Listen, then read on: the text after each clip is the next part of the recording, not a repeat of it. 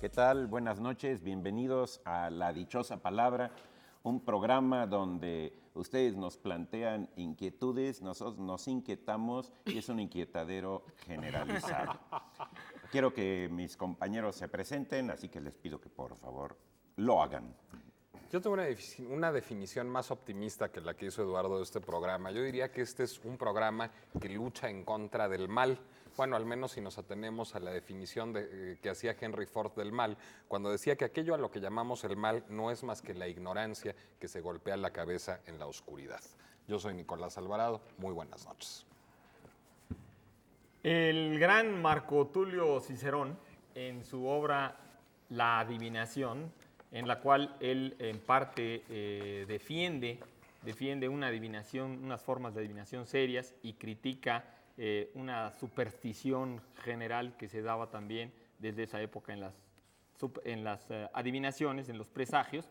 Nos cuenta una anécdota que le sucedió a Cecilia Metella, precisamente, la señora que está enterrada en una famosa tumba en la Vía Apia. Cecilia iba a casar a su sobrina y lo típico era ir a una capilla donde se escuchaban oráculos, donde se escuchaba la voz de los dioses. Entonces se fue con su sobrina y ella se sentó en una silla y estuvieron un rato y no oía nada. Y la sobrina en determinado momento le pidió a la tía, le dijo: tía, ¿me dejas sentarme? Y le dijo la tía: sí, claro que sí, te dejo mi asiento y siéntate en mi lugar. Y entonces la sobrina se sentó en su lugar. Ese era el oráculo, porque Cecilia murió unos meses después y la sobrina se casó con su viudo. Yo soy Germán Ortega Chávez, ¿cómo les va? Buenas noches. El otro día yo estaba leyendo un libro muy interesante, por cierto, que se llama La historia del libro, que publica Ediciones SM, y me encontré una definición sobre el propio libro que me gustó y decidí compartirla con ustedes hoy. Y dice así: el libro es el telescopio con que se ve el infinito y la estrella, el aerolito y nuestro propio planeta, pero también es el microscopio que en una mínima gota nos hace ver cómo flota un orbe a todos igual, que es del coro universal una bellísima nota. Así que si a ustedes les gustó, qué bueno. Buenas noches, yo soy Laura García. Bueno, yo soy Eduardo Casar. Antes de comenzar, quiero contarles que ayer murió el filósofo Paul Ricoeur, se escribe Ricoeur, uno de los más grandes pensadores del siglo XX, un hombre que abarcó los campos de la filosofía, la epistemología, la hermenéutica, el psicoanálisis, la historia de las religiones. Su obra es una obra muy vasta, afortunadamente, y ustedes verán por eso la gran dimensión que tiene. Hay cerca de 23 o 24 libros de Paul Ricoeur traducidos al español. Podemos encontrar en Siglo XXI, Tiempo y Narración, Teoría de la Interpretación, en el Fondo de Cultura Económica. Podemos encontrar Del texto a la acción y El conflicto de las interpretaciones. En realidad fue un gran pensador, murió a los 92 años en Francia y bueno, los invito pues a su lectura, es realmente un filósofo importante. Te confieso que yo pensaba que había muerto hace mucho, me asombró mucho cuando me dijiste que apenas ayer había muerto. Sí, todavía, bueno, no vi yo ninguna noticia en los periódicos, pero una amiga me mandó un mail de París y entonces ya lo constaté. Lo que pasa es que la hermenéutica hace a la gente longeva, porque uno de los otros grandes hermeneutas, Gadamer, murió como a los 102 o 103 años. Y seguía escribiendo y ya ven que siempre los longevos... Sí, bueno, el último libro de Ricoeur murió a los 92, el último libro lo terminó a los 90. Se llama La memoria, el tiempo y el olvido. Probablemente sea porque el dios Hermes, que preside la hermenéutica, también es un dios de la fertilidad, ¿no? Y de la vida, o sea que pues ya por ahí viene la cosa. Por ahí viene la cosa. Bueno, los invitamos pues a llamarnos, también los queremos invitar a la transmisión en vivo que vamos a realizar el próximo sábado 28 de mayo desde la Escuela Nacional de Conservación, Restauración y Museografía. como dice Laura, es porque queremos vernos jóvenes, entonces vamos a esa escuela de conservación, restauración, etcétera. O Es de porque ya linda, estamos muy traqueteados y queremos que nos den una restauradita. un shine, como Exacto. se dice, ¿no? Está en Avenida General Anaya, 187, entre Calzada de Tlalpan y División del Norte, a un costado del convento de Churubusco. Bueno, vamos con nuestras dichosas palabras preguntas que nos mandan. Juan Gallegos hace una pregunta muy interesante, que si realmente el origen de la nación rusa viene de los normandos. A ver, ahí tenemos Bueno, pues nuestros... realmente la respuesta es sí en parte. Sí en parte respecto al pueblo, la población y la estructura del pueblo ruso. En parte es una mezcla de los antiguos vikingos suecos, que ahí en la parte oriental de Europa fueron llamados varegos, o sea, los vikingos suecos, porque recuerdan ustedes que sobre todo los daneses y los noruegos son los que invadieron la parte occidental, noroccidental de Europa. En cambio, la parte oriental, nororiental de Europa fue invadida por los suecos. Y en efecto, siempre todo ese territorio desde tiempo inmemorial, el territorio que hoy abarca Rusia justamente y las naciones vecinas, fue poblado desde pues, el Paleolítico prácticamente por los eslavos. De hecho, podríamos decir que desde el año 5000, suponemos antes de Cristo, ya existían los eslavos y los pueblos indoeuropeos en esa zona. Por lo tanto, los pueblos eslavos empezaron, como quien dice, a volver sedentarios, a cultivar, etcétera, etcétera, y empezaron a formar una especie como de aldeas, como de pequeñas aldeas de madera, y fue más o menos en el siglo IX, a principios del siglo IX, en la época justamente de Carlomagno, cuando una familia vikinga exactamente se metió por el río Rin y el emperador Carlomagno no pudo defenderse, no pudo luchar mucho con ellos y entonces decidió mejor transigir con ellos y pedirles que se asentaran ahí y los nombró nobles de esa zona. Uno de los descendientes de esa familia, un día se fue a luchar contra Francia y cuando regresó le habían quitado el poder. Ese personaje se llamaba Rurik. Este personaje Rurik fue el que al encontrarse su reino del Rin usurpado, pues entonces se fue por el otro lado y entró más o menos por ahí del año 855 por ahí de nuestra era a Novgorod, que es una población que fue muy importante al norte justamente del actual San Petersburgo, y por ahí él, luchando con los eslavos, se quedó con ese lugar, se volvió rey, se volvió príncipe, y Rurik y su familia pues, prácticamente se volvieron los dueños, los dominadores de esa zona. Todos sus descendientes después se convirtieron en los que ampliaron todo el reino de Rusia, dominaron Kiev, desde Kiev se volvió la capital, no Moscú. Moscú apareció mucho después en la historia de Rusia. Y la palabra que utilizaban para llamarlos era Rus, precisamente, por Rurik, ¿no? Por Rurik. No, el nombre de Rus no viene de Rurik, viene de Rotzman. ¿No viene de Rurik? No viene de Rurik, viene de Rotzman, del mismo término germánico Rotzman, que quiere decir los remeros.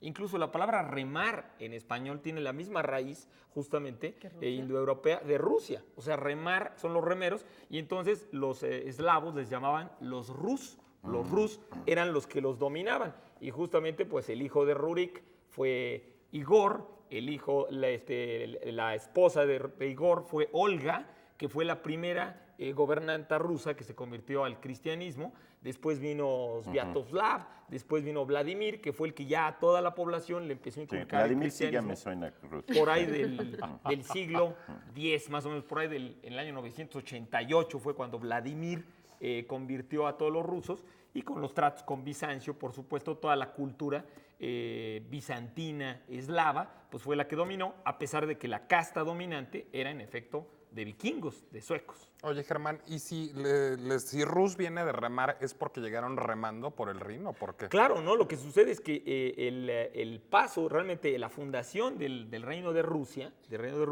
o sea, de Rus, fue la comunicación entre los ríos, un río que pasa el río Vodka. el Dnieper que pasa que sale, desemboca al Mar Negro, subiendo por el Dnieper y parte del Volga, parte de otros ríos que desembocan en el mar Báltico. Esa era la comunicación entre ríos que usaban justamente los vikingos o normandos con sus drakars, con sus naves Para estas, invadir. que eran sensacionales para el mar, para mar adentro y también para los ríos, porque tienen muy poco calado, son barcos Sí. de muy poco Ahora, calado. ahí está lo de los boteros del Volga. Sí, realmente es una canción que asocia a los ritmos de trabajo. Exacto. Y que debieran actualmente entrar son los- en primavera o en verano, porque me imagino que si Rusia ahora en invierno es difícil, en No, el claro. siglo IX debía Claro, entraban ser. por los ríos, entraban por estos ríos que era la comunicación entre el mar del norte y el mar, Si, mar Negro. si hubieran llegado en invierno, les hubieran dicho los patinadores, no los remeros. Sí, Exacto. a los boteros del vodka. La dichosa palabra que andamos buscando esta noche es un sinónimo de púnico. Púnico, así, no con todas las otras acepciones que ustedes pueden estar pensando.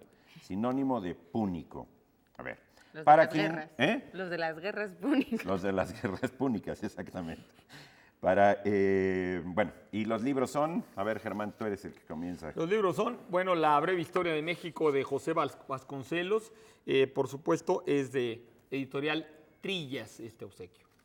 De Editorial Sexto Piso, un libro de Roberto Calazo que me debería ganar yo, lástima que no puedo participar, que se llama La locura que viene de las ninfas y otros ensayos. Son una serie de textos sobre lo femenino de este espléndido autor italiano, Roberto Calazo. Y también tenemos ejemplares de la revista El Huevo en este mes con Ana Bárbara en la portada, y también viene un reportaje sobre la conductora, ahora también, y actriz María René Prudencio, nuestra compañera del 22. Así es. ¿Ah, sí está ya en el 22? Plástico. ¿Ya empezó Plástico? No. Pero ya de estar por Están empezar. grabando. Bueno, la dichosa palabra, pues, es un sinónimo de púnico. Vamos a seguir con nuestras palabras. Sofía Bustamante pregunta sobre la relación entre la Santa Cruz y su realización, algo así dice, su relación con los albañiles. Me imagino que se refiere al día Sí. de la El día- cruz. de la el 3 día de mayo, el 3 3 de mayo, el día de que la es- Santa Cruz, claro. Es el día de la Santa Cruz. Y de los porque- arquitectos. Sí, ya para los albañiles el 4 de mayo es el Día de la Santa Cruda, porque el Día de la Santa Cruz se ponen Todo unas tiene de su albañiles. porqué. El Día de la Santa Cruz tiene un origen religioso. Se cuenta que Santa Elena, la madre del emperador Constantino el Grande, hizo un viaje a Tierra Santa para agradecer las victorias de su hijo, y entre otros objetivos que tenía en ese viaje era la de encontrar la verdadera cruz sagrada, la que había dado muerte y sacrificio a Cristo. Y se cuenta que sí lo encontró gracias a la ayuda de unos constructores. No sé si lo de la ayuda de los constructores fue posterior como para relacionarlo con los albañiles hoy en día, pero la cosa está en que ella encontró en el monte Gólgota restos de la Santa Cruz, la cruz sagrada que debía haber dado muerte y sacrificio a Cristo.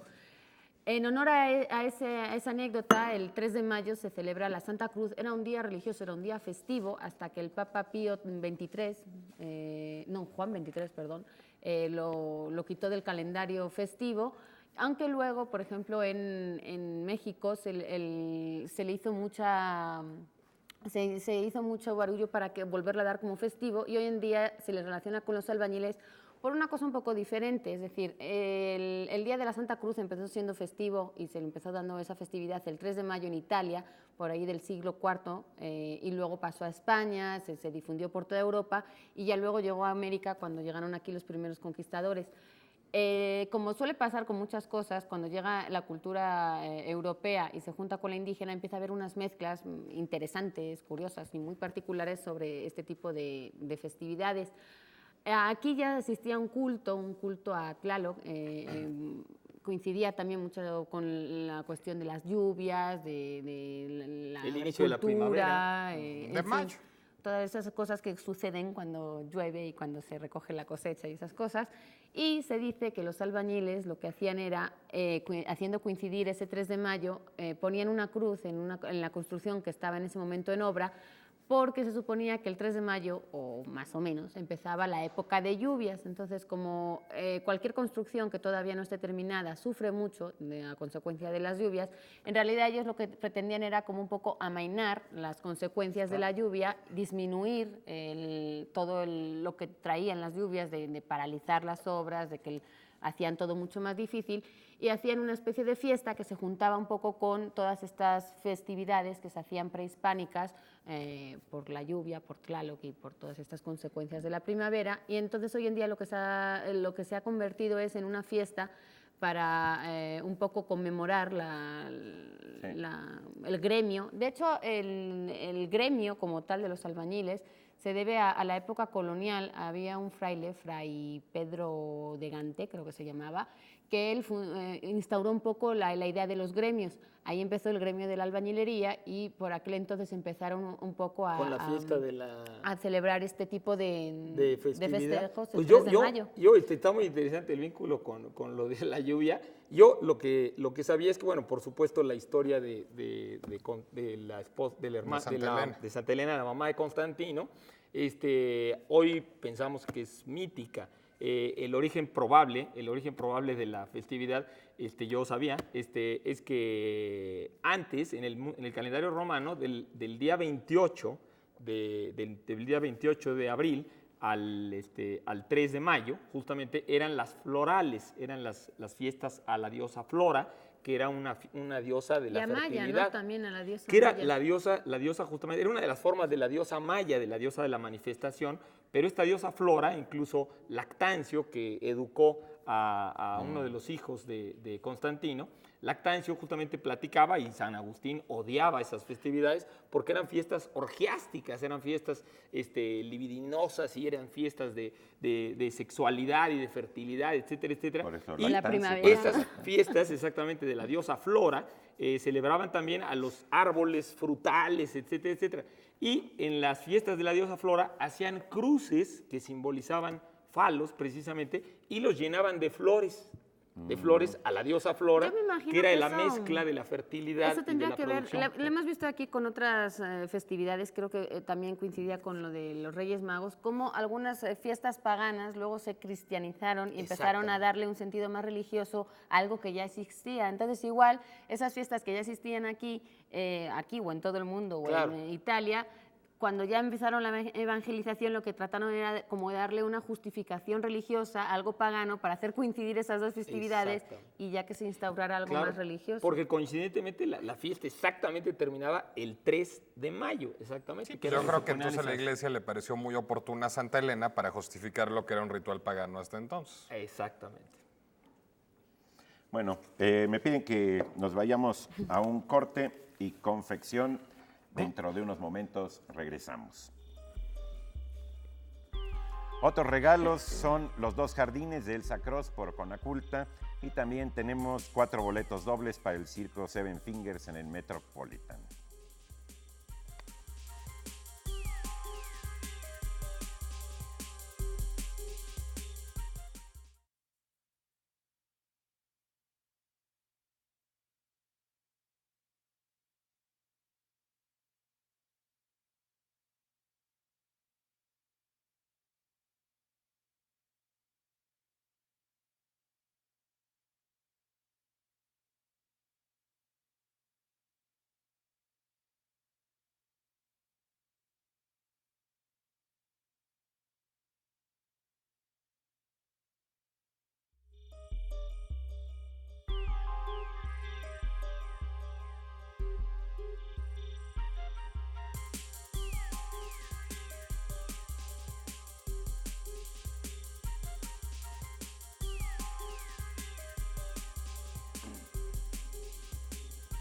¿Qué tal? ¿Cómo les va? Bien, estamos aquí de nuevo en el corte. Ya no sé si dijeron o no lo de idiosincrasia. ¿Se apareció? salió, sí ¿Sí apareció. Apareció. ¿Idiosincrasia? Ok, bien. Que lo correcto. La palabra idiosincrasia, la gente a veces lo asocia a idea, no tiene nada que ver con idea. La raíz es ideos. Ideos que tiene exactamente otro sentido. No es la misma etimología de idea, precisamente. Por Bien. eso tampoco se dice idiota. Exactamente, no se dice idiota. ¿A poco viene idiota también de ¿De como de idiosincrasia? ídolos, como con la misma raíz de idiosincrasia? De idiosincrasia, No, con De i. idiosincrasia. De idio. de idio, ¿Quién sabe? Idiota, no creo. No lo creo, el idiota, creo. idiota, imbécil y estúpido pertenecen no, es que ahora nos parecen insultos, pero tanto idiota como imbécil como estúpido eran clasificaciones psiquiátricas en el siglo XIX, que están completamente en desuso, pero digamos, eran para expresar los distintos rasgos del retraso mental. Bueno, pensándolo, Retraso mental, por cierto, concepción que también está en desuso. claro, y ideos es lo propio, ¿no? Sin es con y crasos ahí, idiosincrasia, quiere decir lo propio de la mezcla. Lo propio de la mezcla del temperamento de uno. O sea, lo propio de todas las características que uno tiene. El rasgo. Ese es exactamente de ideos. O sea que a lo mejor idiota, pues sí tiene que ver con eso, ¿no? Bien.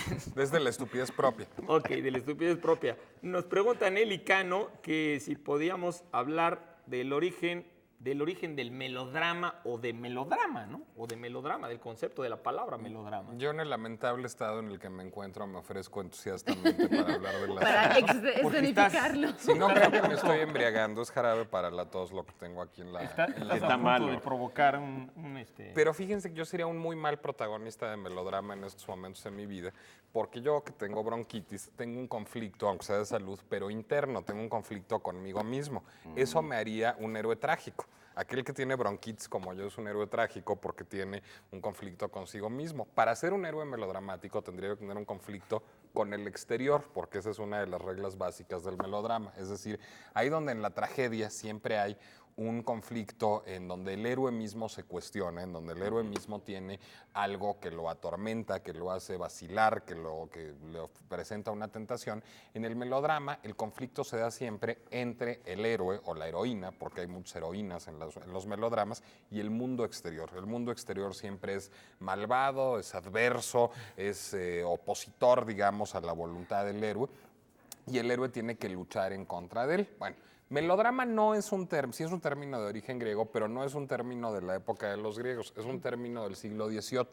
En la segunda mitad del siglo XVIII, digamos, el gran teatro, el teatro trágico, se representaba en las cortes y en los teatros populares se hacían otros montajes teatrales de un tipo más, digamos, sencillo, que llevaban música y de ahí viene melodrama, melos, música, como en melodía. Era un drama con música. De hecho, no solo porque la música, digamos, como muchas veces se le critica hoy al cine o particularmente a las telenovelas, nos indicaba qué sentir o les indicaba qué sentir a los espectadores de ahora. Es decir, ¿por qué son tan chabacanas hoy las telenovelas? Porque uno ya sabe por la música qué va a pasar, ¿no? O sea, ahí viene el malo, ta, ta, ta, ta, y luego O viene el suenan los amor, cuervos, tarara. Sí, eso es típicamente La madre. melodramático. Eso es un origen del melodrama, pero también había cuadros musicales entre Pero eso te iba escena a y decir, escena. ¿lo mezclan o lo dividen? Porque hasta lo que yo tenía entendido es que ahora viene la conversación, el diálogo entre personajes, y ahora viene música, ahora viene... De las dos maneras. Bueno, de hecho, si se fijan incluso en el buen teatro de aquella época, por ejemplo, en Molière o en Corneille, de vez en cuando hay pantomimas o ballets para cambiar la escenografía o para aligerar un poco el tono. Digamos que esto era extrapolado a sus últimas consecuencias en el melodrama, en donde además de haber música incidental que indicaba a los espectadores qué sentir en ese momento, había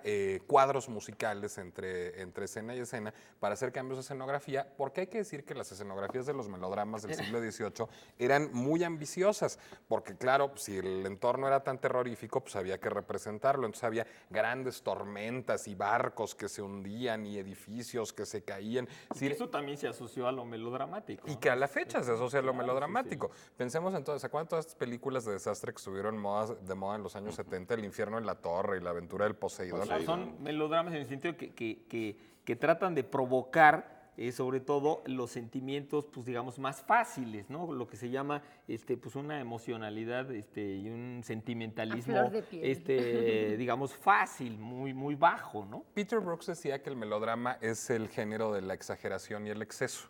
Yo estaría completamente de acuerdo con el diagnóstico. Ahora bien, creo que también es susceptible de ser redimido el melodrama.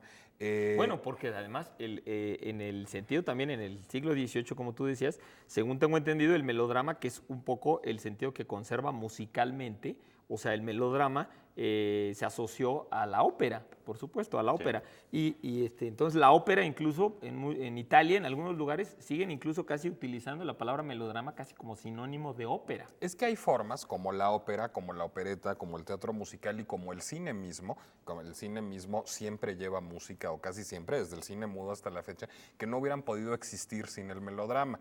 Creo que también hay, digamos, como más herencia melodramática en muchos autores del siglo XIX del que les gustaría confesar.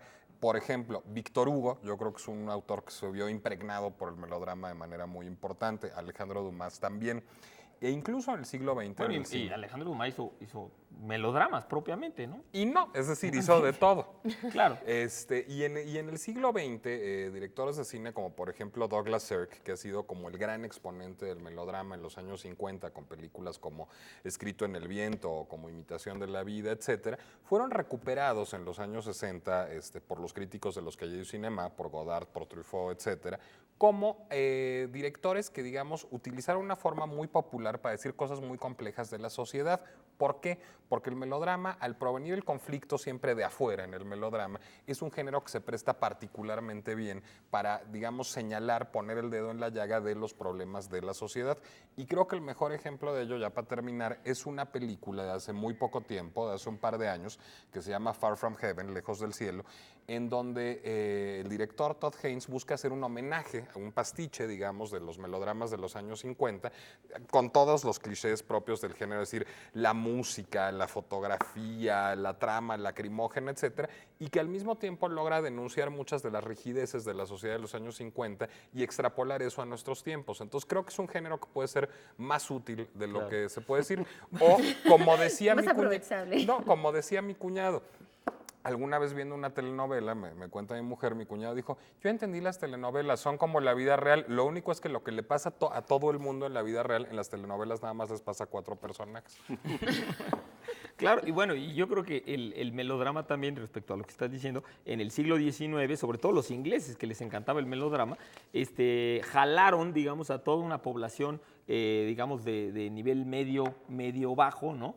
Y la trataron de integrar a un cierto tipo de teatro, digamos, más elevado. Incluso Henry Irving, ¿te acuerdas? Productor, hizo muchas obras de Shakespeare y él encantaban también los melodramas, ¿no? Hizo obras muy baratas y obras de Shakespeare entrelazadas que les parecía a la gente también muy aceleradas. Bien, tenemos la pregunta especial para ustedes y para un regalo especial. La pregunta es, ¿qué dios, qué deidad maya se suele relacionar con Quetzalcóatl?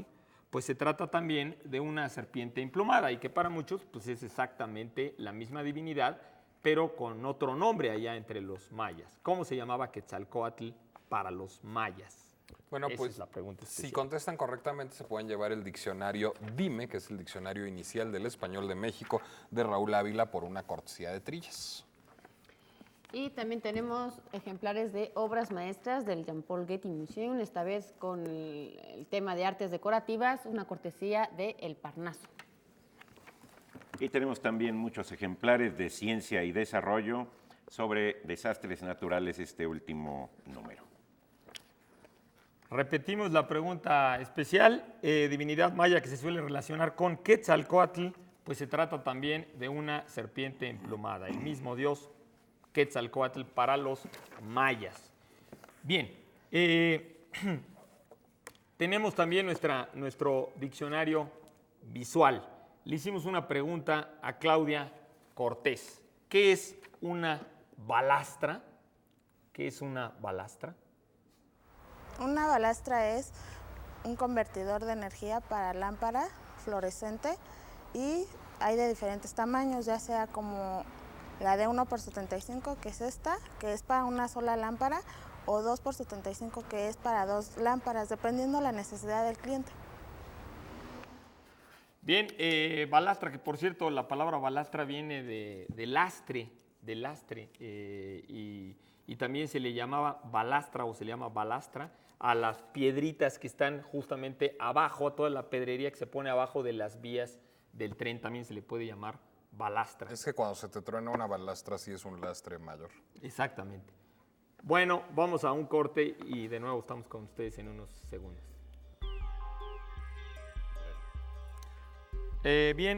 Otros regalos son Val Infierno de Martín Caparrós de Editorial Planeta y 5 pases dobles para la Orquesta Sinfónica Nacional para el 27 de mayo y el 29 de mayo a las 20 horas en el Palacio de Bellas Artes.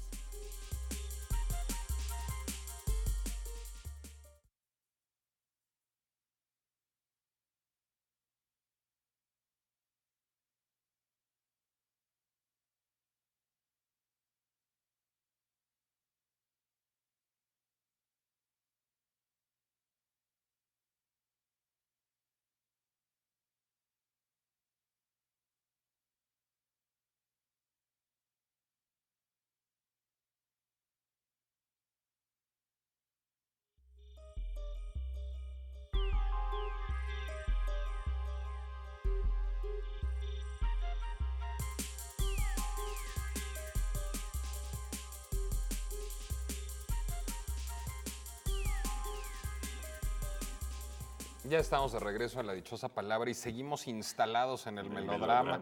Tanto así que Eduardo y Laura quieren decir cosas al respecto. No, yo lo que decía es que el melodrama ya se ha generalizado mucho y más allá de sus fronteras como género teatral, es un tono. Es decir, nosotros podríamos hacer este programa con un estilo melodramático. No. Ponte ¿No? a llorar. No. César, ponte a llorar. ¿Tú crees que lo podríamos hacer? Te equivocas, Eduardo. A veces pienso que sí podríamos. Te equivocas gravemente. Sí, porque de hecho la definición de melodrama puede referirse a un tipo de drama, no a un género o a un suceso. Ahora, por podemos ejemplo, el decir que hay sí un tiene suceso música es el de melodramático. 47 segundos. Ahí esa es la parte Tarin, melodramática. tarin, Tarin, tarin. tarin, tarin. Exacto, tú protagonizas un melodrama. El tuyo es melodrama, Diario. Laura. Tengo un melodrama diario. Sí, es un melodrama diario. El problema es que ahí tú no eres el héroe, tú eres el entorno adverso. Yo lo que quería agregar al melodrama es, yo había oído y creo que ahora lo estábamos comentando en los cortes, que sí podría considerarse una de las primeras obras melodramáticas, por así decirlo, en el siglo XVIII de Jean-Jacques Rousseau, el pensador, el filósofo, con Pigmalión, una obra que tuvo y que puede considerarse una de las primeras obras que tiene esos tintes melodramáticos que ya luego se desarrollaron hasta las telenovelas actuales. Digamos que Rousseau, de quien se estaba inspirando, era de Pixéréncourt, un hombre que, digamos, era conocido en Francia en aquella época como el Corneille del Boulevard, porque escribió una gran cantidad de obras, pero cientos de obras que fueron representadas con gran éxito en los teatros franceses populares de aquella época y que, por supuesto, hoy ni se recuerdan ni se tienen Y en que se cuenta. ni están tradujeron, publicadas ni nada. tradujeron al inglés y se representaron en Londres durante muchísimo tiempo. Así es. Ya llegó la respuesta a la pregunta especial. Jorge Pasarín Osornio contestó correctamente, pero todavía no damos la respuesta para que nos sigan llamando los demás, que al cabo que nos quedan otros premiecillos. Florencia Rebolledo nos pregunta si es cierto que hay poemas como tales de Joaquín Sabina. Sí, sí hay poemas como Claro tales que de sí, Joaquín podemos. Sabina. Todos sus discos. No, es que es curioso. A la No, hora pero de hablar escritos de- así como poemas y no como Sí, canciones. sí. Libros, sí. Hay una, bueno, yo tengo uno que se llama Ciento Volando, ciento con C, que es una centena, no de que sienta mucho, que publicó Ediciones Visor. Ciento Volando es el título porque son 100 sonetos. Se llama Ciento Volando de 14, 100 sonetos de 14 versos, pues. Y creo que tiene algunos muy buenos. Siempre con las canciones uno puede pasar por alto la calidad de la letra y decir cosas así como algo me arrastró hacia ti como una ola y luego dije hola, ¿qué tal? ¿No? Que es una barbaridad si no le ponemos la música, pero que con la música pues, uno se emociona. En cambio, muchos de los textos de Sabina, incluso para canciones, Emocionan también igual. publicó algunos que se llama, no sé, de canciones emergentes, una cuestión así. El que tengo es el de los sonetos, que incluso trae el compact donde los lee. ¿Sí? Los lee muy feo, pero bueno, de ese se trata. De Los sus lee también, ¿no? feo. conciertos, ¿Mande? sí. Los lee feo. Bastante. Es que yo hubiera imaginado que, digo, a mí no me gusta Joaquín Sabina, pero yo hubiera imaginado que si canta, Ajá. pues, los leería, o sea, tiene alguna educación auditiva, De los hecho, el que debería haya leer asistido bien. alguna vez a un concierto de Sabina o el que tenga algunos discos de Sabina en concierto, en vivo, casi siempre en todas sus canciones, o por lo menos las que más le gustan, supongo, le emocionan a él, todas empiezan con un soneto. Declama el soneto y a continuación empieza con la música, que tiene que ver un poco con esa letra, porque pues yo no sé si los Sí. sonetos del libro tienen que ver con sus canciones, pero en Sí, realidad tienen todas que sus ver. canciones han nacido como de sonetos y que luego ha musicalizado, o si Sí. no que venga Joaquín Sabina y nos contradiga. Oye, es pero- cierto, muchos de los textos que uno lee en los sonetos, que hay unos magníficos, y además hay otra cosa muy buena, muchos de los textos, digo, si los pusiera uno con el tono de alguna canción de Sabina, suenan muy bien, se cuadran dentro de eso. Y una de las cosas que también es muy bueno de leer a Sabina en sus sonetos es que no representan esa altísima dificultad, no sé, de un soneto quevedesco, de un soneto de Sor Juana, y entonces se anima uno a hacer sonetos. Dice uno, bueno, pues simplemente se urbanos, trata sí. de endecasílabos y busca uno la rima. Yo cuando leí los de Sabina me lancé 2 o 3 sonetos que no es mi rubro, pero Pero te animaste. anima, eso es una de las cosas muy buenas de eso la se me hace- literatura, que te cree una permisibilidad, que digas, ah, caray, se puede hacer. ¿sí? ¿Por qué no? Claro, y yo creo que es muy importante eso porque la poesía, pues a veces está muy aislada, digamos, de grandes sectores de la población. Y el hecho de que tipos como Sabina pues regresen a este mismo No, hombre, Sabina estilo tiene cultural de unos ser un temas, bardo, además. de ser el antiguo bardo del Claro. pueblo, el antiguo bardo que todo el mundo puede oír, pero que también tiene una calidad, ¿no? Tiene una calidad poética, tiene una sensibilidad poética y demuestra, como tú dices, pues que la poesía la podemos hacer todos, ¿no? Que todos podemos ser un De hecho, él poquito tiene una artistas de la columna poesía. en una revista en España, se llama Interview. Él publica una columna, Interview no sé qué frecuencia tenga, qué temporalidad, no sé si es Quincenal quincenal Interview, o- ¿no? Sí, creo que sí. Él tiene una columna donde pone textos y casi siempre sonetos. De hecho, tiene sonetos a un montón de políticos. Usa también mucho sus sonetos para un poco esa crítica social, un poco chusca que hace él, ¿no? Porque él como que tiene un sentido del humor muy particular Sí. para reírse de la gente y para decirle a la gente cosas como de, te lo dije y ahí queda, ¿no? Tiene a políticos, tiene a los príncipes de Asturias, ahora mismo creo que les ha dedicado 2 o 3, pero además como con mucha gracia decir, pues que les valga, ¿no? Y critica mucho la sociedad, critica mucho al pueblo, critica mucho sobre todo a los políticos, a los dirigentes, temas de actualidad, por supuesto terrorismo y todas estas cosas que están pasando ahora mismo en España. Y creo que tiene otra columna en otra revista o en un periódico, pero ese sí ya no me tocó. Y yo recuerdo una cuarteta que dice, doble o nada a la carta más urgente, sin código, ni tribu, ni proyecto. Mi futuro es pretérito imperfecto, mi pasado nostalgia del presente. Está padre. Es bonito. Habrá Está que decir padre. además que esto de escribir canciones y escribir poemas al mismo tiempo es un fenómeno menos raro de lo que parece. Por ejemplo, Vinicius de Moraes lo Claro. hacía, Por supuesto. Bertolt Brecht lo Tienes hacía, Hans Eister lo hacía. Por E incluso supuesto. el fenómeno de escribir poemas, escribir canciones y cantarlos tampoco es tan raro. Noel Coward lo hacía. Diamanda Georges Galás. Brassens, Por Georges supuesto, Brassens, por supuesto. por supuesto. Diamanda Galás a la fecha lo hace. Diamanda Galás, además de ser cantante y compositora, tiene poemarios publicados varios. E incluso en sus ratos de ocio, hasta Peter Gabriel y Madonna han firmado poemas en la vida. Peter Gabriel tiene un poemario completo publicado. Y Madonna en este libro de erótica, Sex, que sacó a principios de los 90, tiene varios poemas. Bueno, la UNAM, en sus secciones de poesía, la UNAM, publicó justamente, si no recuerdo mal, de Bob Dylan, unas traducciones de Bob Dylan, como si fueran poemas, exactamente tal cual, como poemas traducidos al español, y que incluso yo se los leía a veces en la UNAM a mis alumnos, y si mal no recuerdo también uno de Agustín Lara, o sea que las canciones de Agustín Lara como poemas. Sí, lo que pasa es que si tú lees una canción de Agustín Lara, la canción te puede gustar mucho, pero si la lees, primero no puedes prescindir ya de traer encima cargando la música. La canción, ¿sí? claro. Si realmente se pudiera hacer una tabla rasa y partir de cero, y oyes una imagen de Agustín Lara que dice, y en sus ojeras se ven las palmeras borrachas de sol, dices, bueno, está bien eso de borrachas de sol porque se mueven, pero que estén en las ojeras impidiendo el acomodo de los lentes es un despropósito de imagen. Es que eso hubieras debido hablar cuando hablamos de melodrama, Eduardo. Sí, caray. Carlos Osuna nos hace una pregunta, pero antes de leer la pregunta de Carlos Osuna, les tengo que recordar cuál es la dichosa palabra del día de hoy. Un sinónimo de púnico. Si nos dan un sinónimo de púnico, se pueden llevar muchísimas cosas. Por ejemplo, Germán, ¿qué se pueden llevar? Se nos pueden contestan llevar correctamente. Los cafés en México en el siglo XIX, de Clementina Díaz y de Obando, una publicación de la Universidad Nacional Autónoma de México.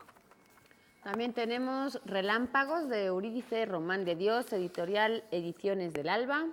Y también tenemos la revista Metapolítica, un número especial sobre México en la cultura, con nombres, bueno, pues tan famosos como el de Daniel Cosío Villegas, el de Carlos Monsiváis, Carlos Fuentes, Juan Rulfo, Renato Leduc, José Revueltas, Roger Bartra, Martín Luis Guzmán, Luis Villoro, Elena Garro, en fin, grandes plumas del siglo XX en México, reunidas en Metapolítica, con textos sobre la cultura en México. Y ahora sí vamos con la pregunta que nos hacía Carlos Osuna, ¿cuál es el origen de la palabra religión? Yo sé quién va a querer contestar. El origen de la palabra religión, bueno, el origen de la palabra religión es por supuesto, del latín religare. Re en el sentido de volver, o en el sentido de regresar, o en el sentido incluso de estar por detrás. O sea, quiere decir también lo que está por detrás, en el sentido de regresión, ¿no? Lo que regresa, reversa, etcétera. Y ligar, por supuesto, de liga, de vínculo. Ahora, el uso que le dieron los romanos, ¿no? El uso que le dieron los romanos a la palabra, pues se discute mucho específicamente qué era lo que quería decir, pero los romanos, los sacerdotes justamente romanos principales se llamaban pontífices, como sabemos, que quiere decir los creadores de puentes. Entonces, religare, por supuesto, tenía varias connotaciones. Una de ellas era que ligaba la religión, es la liga entre el mundo terrestre y el mundo celeste, o la liga entre el mundo externo, nuestro mundo manifiesto, y el mundo invisible, el mundo interno.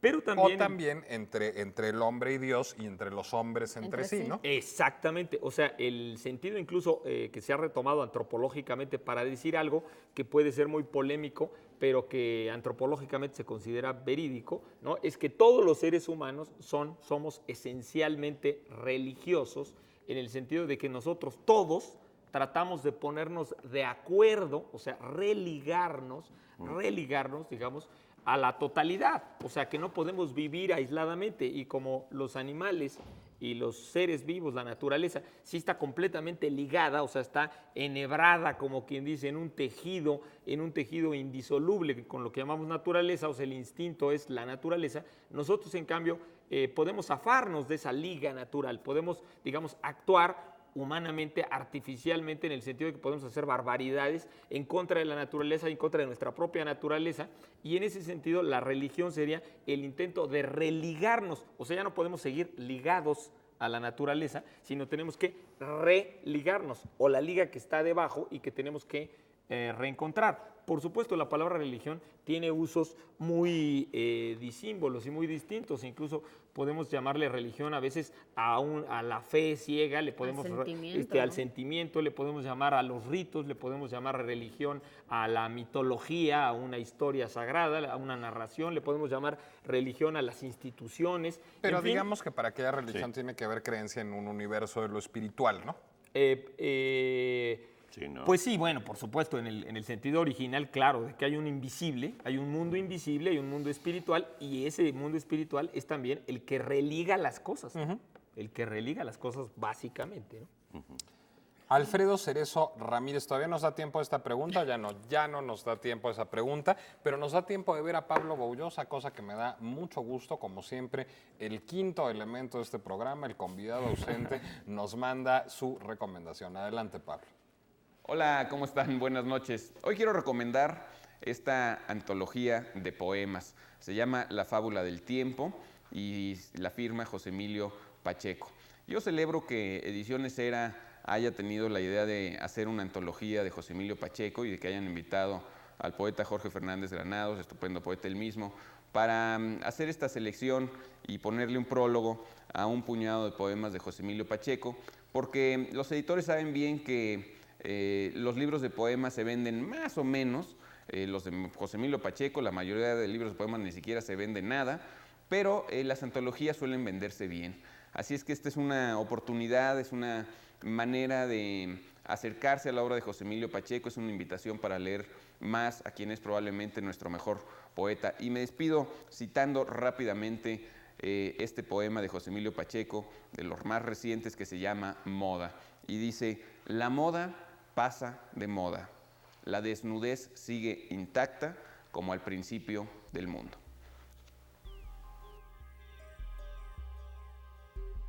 Aunque la desnudez siga de moda, yo sí prefiero vestirme francamente, sobre todo en mi estado. Vamos a unos mensajes y regresamos. Esto es La Dichosa Palabra. Por cierto que les tenemos más regalos, tenemos 5 boletos dobles para un Quijote que presenta la Compañía Nacional de Danza en varias fechas de mayo y junio en el Palacio de Bellas Artes, y tenemos también 2 ejemplares de Perros y otras malas personas de Fernando Reyes, de Editorial de Escritura.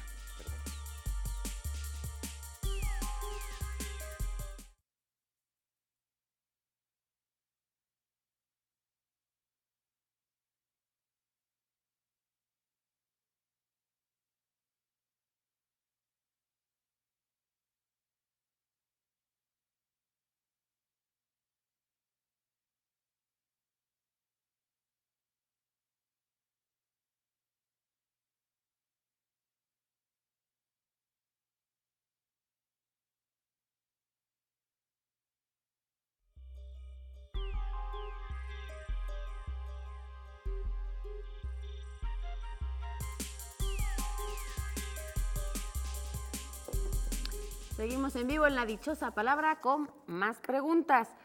Héctor Velázquez nos pide la diferencia del uso entre ahí y allí. Y ahí y allí, bueno, realmente a veces se utilizan como sinónimos, a veces se utilizan como sinónimos, pero tienen raíces latinas diferentes. Ahí podríamos decir que el uso de ahí es de mayor precisión, de mayor determinación para decir ahí, y se puede usar normalmente solo. En cambio, cuando decimos allí, se debe utilizar normalmente en comparación con aquí, aquí y allí. Y allí, por lo tanto, es más vago, es más indeterminado. Ahora, lo que no estaría bien sería confundir ahí con ay y con ay. Claro. Esas cosas que luego nos pasan. Sí, eso luego es grave. Exactamente. Yo y un saludo que probablemente es mi tío Héctor Velázquez. Yo recuerdo alguna vez haber visto una canción impresa en un disco que se llamaba Hay Amor, y las cantantes manifestaban lo que les dolía el amor, pero lo escribieron como H-A-Y, amor. Entonces más bien quería decir que había amor. Qué bueno, qué amor. Erika Sousa nos pide que comentemos algo acerca de leitmotiv. Leitmotiv, bueno, pues es un término musical, es un término alemán y es un término que es heredero directamente de Wagner y de, digamos, la cultura wagneriana. Es un término, por lo tanto, germánico. Leit significa líder, dominante, principal. Motiv, como suena luego, es motivo. Y por lo tanto, en música, el leitmotiv es el motivo dominante, el motivo principal, es decir, es una frase musical recurrente a lo largo de una obra que se erige, digamos, en su tema principal. El término fue acuñado en el siglo XIX por un crítico musical llamado Volkswagen, si no me equivoco, en el Bayreuther Blatten, es decir... Amigo de Wagner. Amigo de Wagner. Colaborador de Wagner, exactamente. El Bayreuther Blatter era precisamente el órgano de difusión de Bayreuth, es decir, de este gran teatro y festival de ópera en donde se creaban todas las óperas wagnerianas. Y bueno, ahí Volkswagen lo hace para identificar estas frases musicales recurrentes en las óperas wagnerianas. Sin embargo, dista mucho Wagner de haber sido el verdadero inventor del leitmotiv. Ya en Mozart, ya en Mendelssohn, ya incluso en Monteverdi habían aparecido leitmotivs antes de llegar a la época wagneriana. Simplemente al ser Volkswagen colaborador de las Bayreuther Blatten y al estar hablando de la obra de Wagner, al alimentar la palabra, bueno, se asocia necesariamente a Wagner. Y además es cierto que Wagner tiene muchos leitmotivs muy famosos en todas sus óperas que además generalmente empiezan a aparecer desde las oberturas. Entonces eso hace que lo liguemos. Claro. No, y sobre todo que uno de los trabajos más impresionantes de Wagner, precisamente que es donde se le ocurrió a Volkswagen la idea y de llamarlo leitmotiv con una palabra alemana, ¿no?, mezclada, es precisamente en la tetralogía, en las 4 grandes óperas de Wagner, donde precisamente Wagner utiliza para identificar a cada personaje, utiliza un determinado motivo musical, una frase musical, y entonces la espada de Sigfrido es una frase musical, las hijas del Rin son otra frase musical, Wotan es otra frase musical, y entonces en las 4 óperas se van sucediendo los leitmotivs, y entonces eso va guiando, motivo guía, ¿no? El motivo guía, leitmotiv, va guiando al que va oyendo la ópera en qué es lo que va a pasar y qué es lo que está sucediendo, o sea, la música va hablando. Que como las óperas wagnerianas suelen durar sus buenas 4 horas, pues mucho se agradece que Wagner le vaya uno indicando como por dónde va la cosa. Y es una muy buena palabra para pensar en cómo un término de una lengua extranjera adquiere carta de uso normal. Ya es hablamos del leitmotiv incluso más generalizadamente a nivel de una novela y ya... Claro. Y Porque sin es embargo, un con germanismo. algunos nuevos términos en otras lenguas, siempre hay mucha prevención, pero vean ya lo que pasó con leitmotiv, ya está integrado. Ya no pertenece Es que solo no- al discurso Ni se musical. atrevieron a Claro, traducirla, sí, además. Claro, está en el cine y hasta podríamos decir en una conversación que suena medio sangrón, pero llegar a una conversación y decir, bueno, ¿y de cuál es el leitmotiv ahorita de la Sí, conversación? ¿no? suena medio sangre. Puedo Sí, hacer una creo que aclaración Eduardo de... quería decir algo referente al Sí, programa del sábado pasado. en el programa del sábado pasado nos preguntaron sobre un refranero mexicano específico y yo había recomendado uno publicado por el Fondo, pero no recordaba al autor. El autor es Herón Pérez Martínez y es una coedición, este refranero mexicano, entre la Academia Mexicana y el Fondo de Cultura Económica, para que quede claro. Y el refranero zoológico, que también recomendé, de Anita Hoffman, está publicado por la universidad. Para que vieran que sí era verdad. Sí, para que vean, incluso los traje en vivo para que... ¿Te quieres arrancar con la última pregunta de María de la Luz López, que pregunta, ¿qué es un epílogo? O que hablemos sobre- para terminar, para ¿verdad? terminar, para terminar. Es una pregunta última obligada. Se me hizo muy... Muy adecuado Ad hoc. para Sí, cerrar. epílogo es, digamos, lo contrario, el otro extremo de prólogo. Prólogos son palabras previas que por lo general son preventivas y conducentes, y epílogos son palabras posteriores que por lo general son curativas. Es En el mejor de los En casos. el mejor de los casos. Corriges, ahí corriges. Decía Borges que él no le gustaba hacer prólogos a libros de cuentos, sino más bien epílogos, porque ya uno ya había leído eso. ¿Sí? Y tiene su razón, también se le llama posfacio.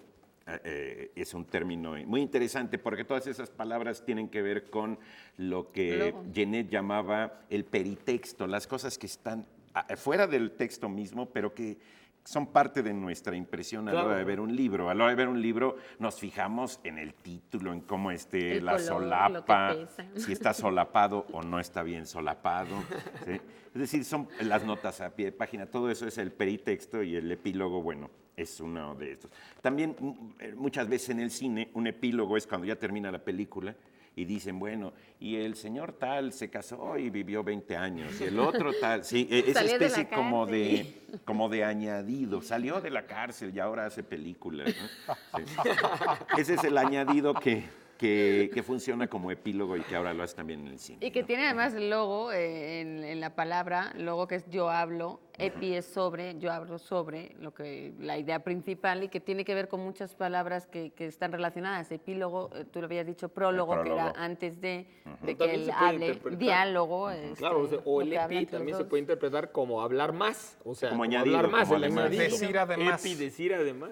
¿no? Sí, decir además de lo que ya se ha dicho, porque como bien dice Eduardo, no solo, digamos, el epílogo sirve como para redondear la idea, sino también en la literatura muchas veces un epílogo nos dice el destino último de los personajes, más allá de la trama que ya se resolvió, ¿no? Como el de Lolita, pero lo podemos dejar para luego, ¿verdad? Pero se supone que el epílogo de Lolita es muy importante. Sí, ¿no? sí, de Este que Nabokov, tú de que Nabokov. le encanta. Bueno, De acuerdo. Lo que vamos a tener que decir ya para concluir el programa de hoy es la dichosa palabra. El sinónimo de púnico era efectivamente cartaginés, es decir, aquel que es oriundo de Cartago. Y la especial, si la encuentro por aquí, Sí, que era era la deidad Cuculcán. maya, que se suele relacionar con Quetzalcóatl, es Cuculcán. Claro. Bueno, Cuculcán. en otra ocasión platicaremos por qué púnico, poeni, de Fenicia, era el Tienes sin- que llamar a la porque era dichosa sinónimo de palabra para Tienes que que te llamar a la responda. dichosa palabra. Eso. Nos tenemos que ir ya, pero no nos queremos ir sin decir hola a nuestro público y agradecer la presencia de todos los que se acercaron esta noche hasta aquí. A nuestro joven Muchas gracias público. a Mariana y a todos sus compañeros que vinieron esta noche. Muchas gracias por venir. El circo. Y les queremos invitar a que vean desde el 24 al 29 de mayo el circo de 7 dedos, Seven Seven Fingers, Fingers, sí, que aquí está vienen en inglés. El 24 y el 25 tenemos pases dobles que hemos estado regalando esta noche y en el Teatro Metropolitan van a estar ahí hasta el 5 de junio, así que si se quieren acercar, seguro tendrán además una sorpresa por nuestra parte. Esperemos que nos reconozcan por ahí. Y si no, ¿Vamos a les salir de invitamos. payasos? Vamos a salir, pero no queremos Pero vamos a estar todavía disfrazados. descubrir cuál es la sorpresa. Que vayan todo nuestro público al Metropolitan y ahí lo verán a ver qué se les ocurrió hacer con nosotros. En cualquier caso, lo que sí les queremos es invitar a la retransmisión el próximo sábado en la Escuela Nacional de Conservación, Restauración y Museografía del INAH, donde estaremos aquí los 4, que les toque ir, a las 9 de la noche. La entrada es libre y no se olviden de vernos si no pueden ir. Gracias, Nicolás, Germán, Eduardo. Nos vemos el próximo Adiós, sábado. hasta el sábado. El sábado.